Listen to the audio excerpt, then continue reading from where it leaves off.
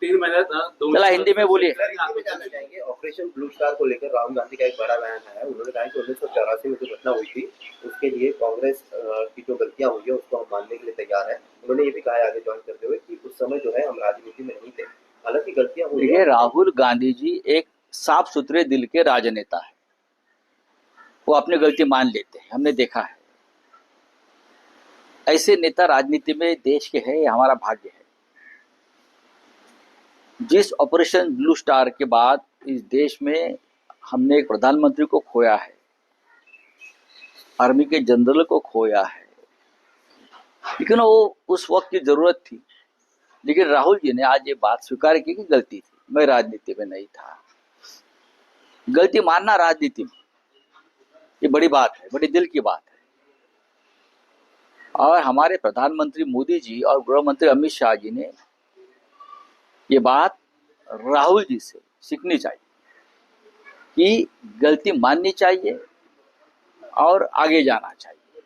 राहुल जी ने करके दिखाया है।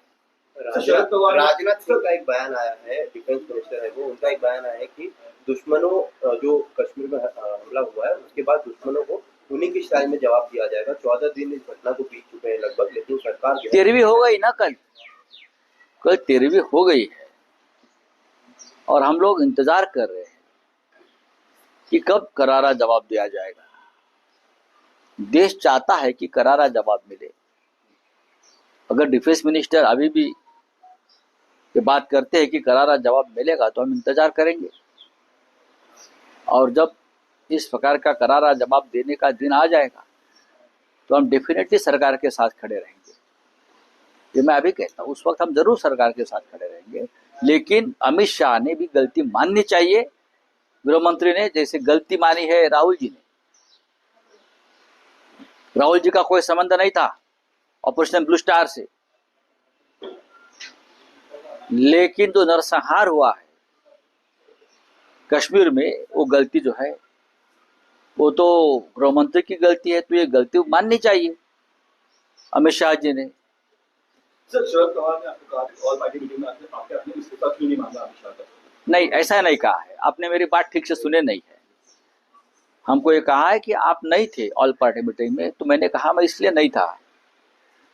तो अगर हम लोग आते तो सबसे पहले अमित शाह का इस्तीफा मांगते और आप लोगों की पोजीशन बहुत ऑकवर्ड हो जाती, क्योंकि आप सब सरकार के समर्थन में खड़े हैं।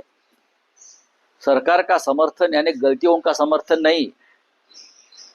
अगर हम ऑल पार्टी मीटिंग में आकर अमित शाह जी का इस्तीफा मांगते तो आपकी हालत बहुत खराब होती सबकी।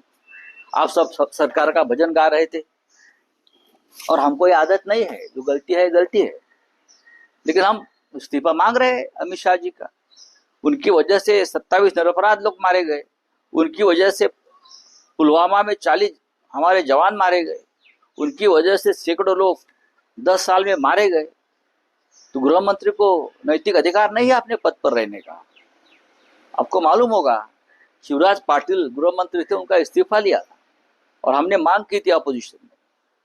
26/11 के अटैक के बाद आर पाटिल यहाँ के गृह मंत्री का इस्तीफा लिया था, यहाँ के मुख्यमंत्री विलास साहब देशमुख का इस्तीफा लिया था। तो अमित शाह जी क्या है?